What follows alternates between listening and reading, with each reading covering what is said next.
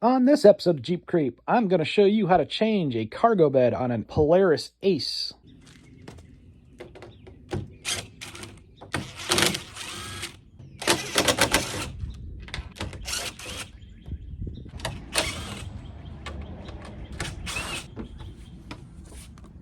Yeah, that came off relatively easy. I think what I might do too is take and wipe her down while I got this off.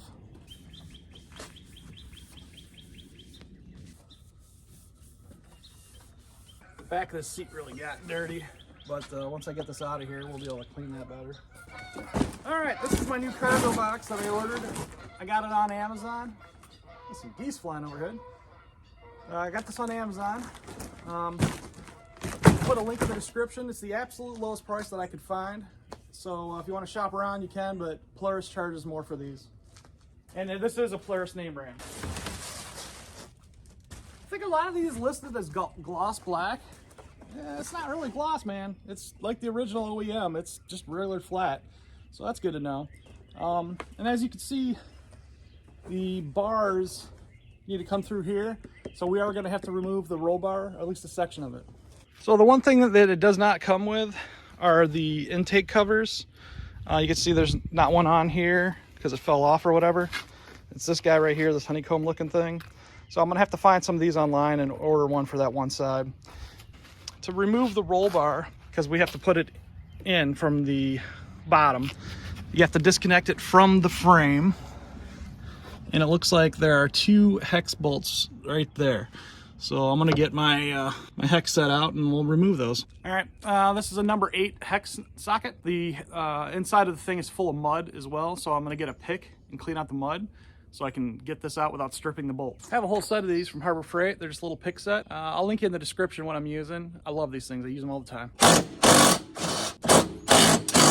little bit of mud in there. Got them out, 2 on each side, looks like. All right, now that we got the roll bar disconnected from the rear of the frame, we need to pull this up. Now that I got the roll bar disconnected from the frame, I need to disconnect it from the middle right here. There's just 2 guys right there. Looks like the same size.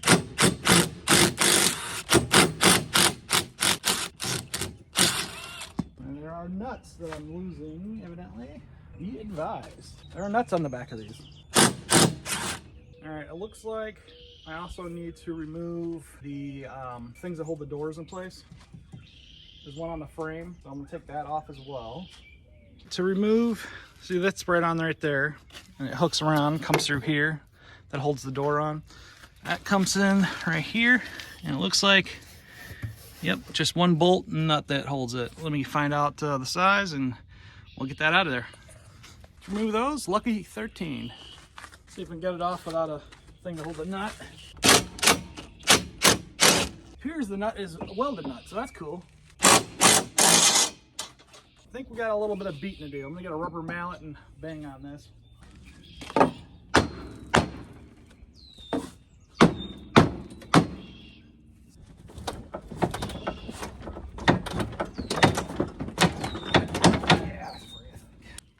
All right, kind of a bummer, but this little intake grill that goes on the side, yeah, these are like almost $50. I'll have the part numbers and links in the description if you need one. And there's one for each side, so it's 2 different part numbers. But they just pop right in like place. Luckily, they're in there pretty good. Get this out. It's too much weight on the back of this.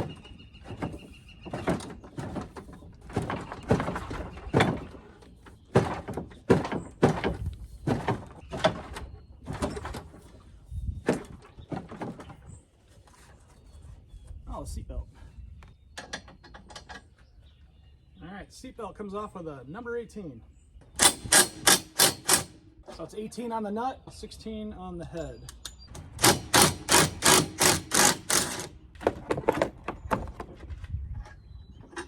We'll just keep the nut on there so we don't lose it. Like a glove. And there are nuts. 4 nuts on the inside. Be advised, don't lose these. I just saw one roll away. All right, next, T40 Torx to get these out.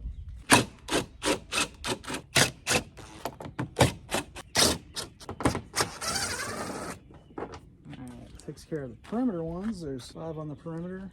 It's like 4 in the middle. Let's take our hatch off. It just pops off with a little authority.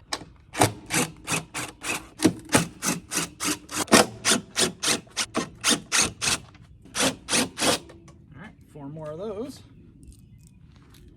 We got a couple of wing nuts behind the seat.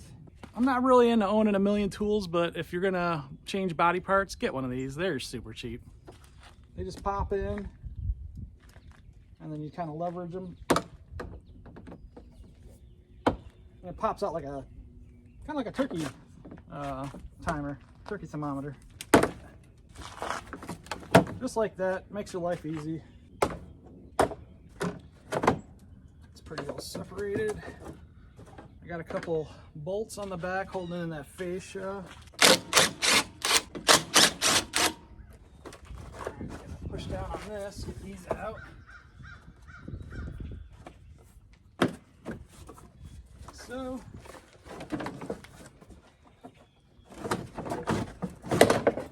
there you go.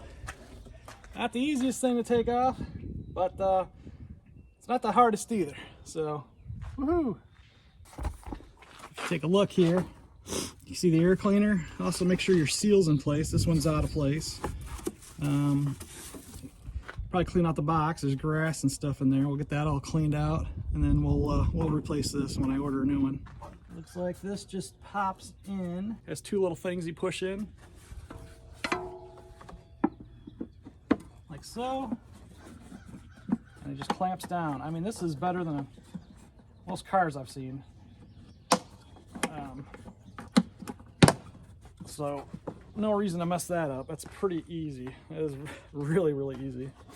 I bought a cover for this side, and it does look like it is a functional air intake. These both are into the carburetor.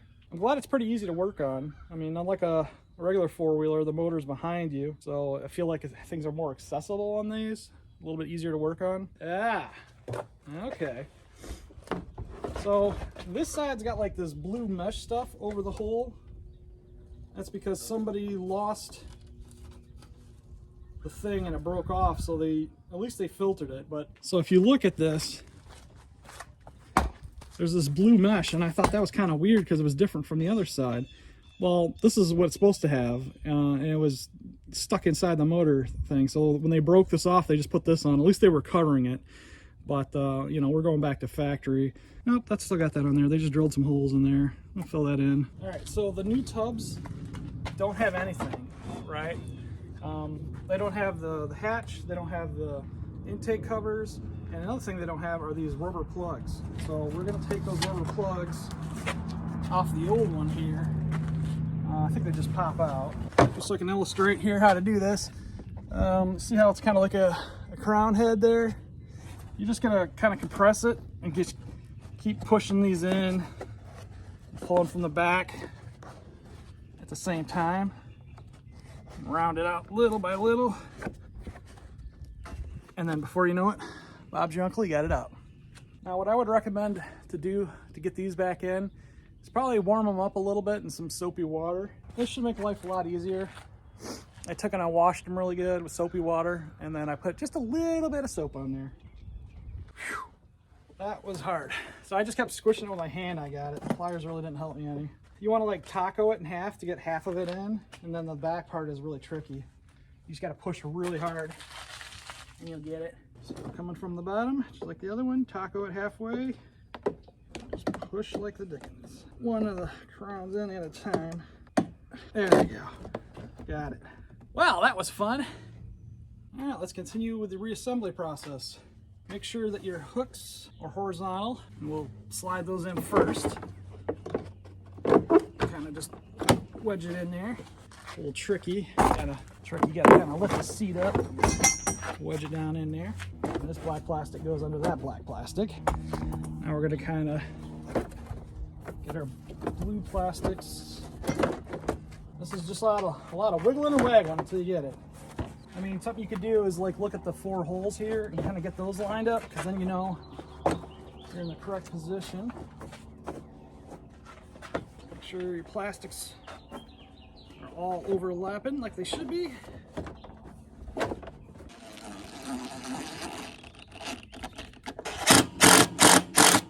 Pull off these old frame clips. Don't need a screwdriver. You can see here how easy it is with a pair of needle nails. I just get in there underneath it and just pulls right out. Let's see how many of these there are. Appears to be just the 3 on the back, so that's good. And we'll pop the new ones in. It's smooth on the top, and it's got the thread on the bottom. So just pop that in on your new plastics. They should just kind of click into place like so. Easy peasy.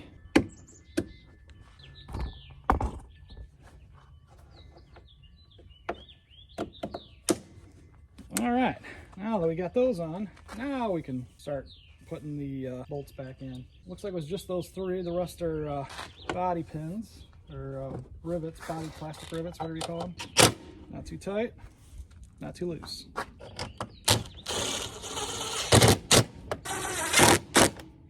All right, that's looking good. I'm gonna go ahead and pop this engine fascia back on. All right, it's back on. Pop in these plastic rivets first. All you do is push them in, kind of like a drywall thing. You just push that in, that seats in there, and as it presses and locks, it expands the thing and holds it in place. So let's replace them. Tool can get right underneath it.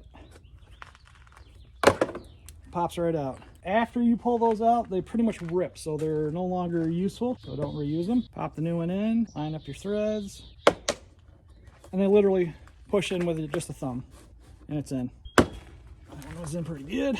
Again, same thing. Pop in, make sure your holes are lined up, pop in the base, line up your threads. That couldn't be easier. I absolutely love these.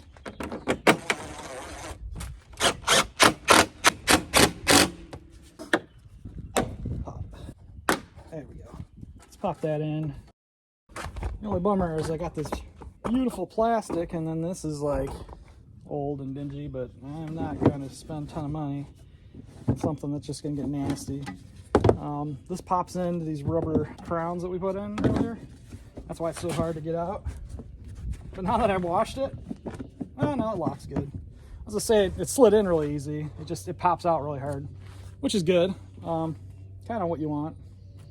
But yeah, like I was saying, they must have attached something here across, you know, trying to like strap down a cooler or something and just completely rip this apart. Don't do that.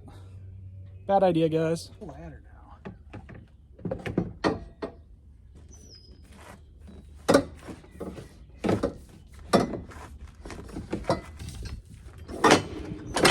There we go.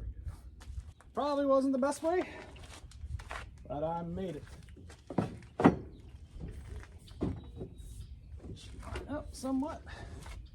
I gotta get the nut on the back side of the roll cage, which is tricky. There's not a lot of room to get your hand in there. What you could do if you really wanted to and you're having trouble is remove this blue piece of plastic and get to it real easy. Pull the head out, you use a screwdriver to start it, and then get under it with this, and it comes right out. This one was kind of crappy anyway, so it's probably good we're doing this. Get under that one, pop that out, and they come out pretty easy. So now, don't break the other ones in the back. You can get to the back of the roll bar somewhat easier. It's under the black plastic. Man, they don't make this easy. Yeah, this black plastic's the thing that's in the way, and shoot. All right, so once that's off, that comes off. You have pretty good access to that. So you could probably just take off the airbox and not take off all this junk if you wanted to easily put this on. If you can see what I'm looking at here. But yeah, you lift this up a little bit and then you can see right here where the roll bar attaches it, where your nuts go in. You just pop that in. And the cool thing is the tube actually holds the nut, so that's kind of nice. I mean, this is a lot easier to work now that I got this all taken apart. Hammer these guys down.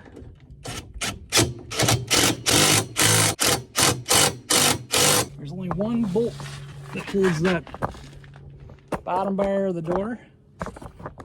Right there. It's not too bad. We'll get that on. That's nice and snug. Go ahead and put our air box back together.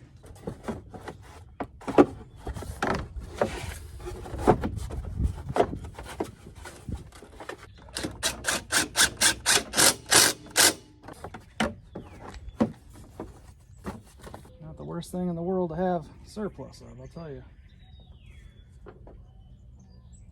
Apart. I'll probably do the other side or inspect it.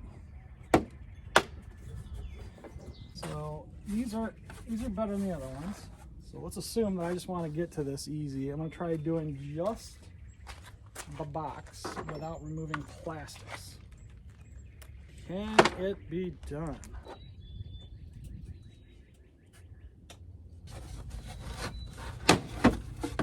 Okay, so that answers that age-old question. You can pull this out without taking everything apart. This is probably the easiest way. And also, again, clean your weep hole.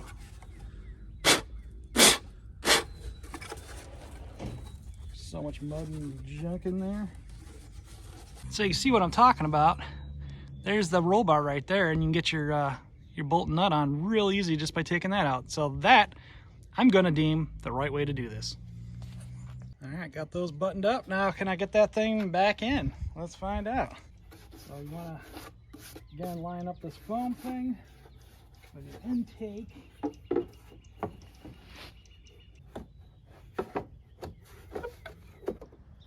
you really wanted to, you could reuse these two, but I'm not going to. Now you can get this thing to line up easy peasy, lemon squeezy. There we go. Yeah, that is 190,000 times easier. That's right, I said 190,000 times.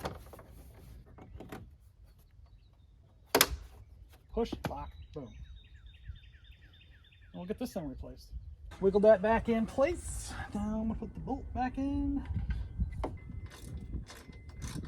What I had done wrong is right here, this section was like up and not in because there's a hook, so I had to lift and hook it in, get that locked in. So now that's all together right. It should be all flush on both sides, and it is looking good. Okay, looking like a new machine almost. All right, well, that wraps up how to change the cargo bed. So stay tuned. I have more ace builds coming up.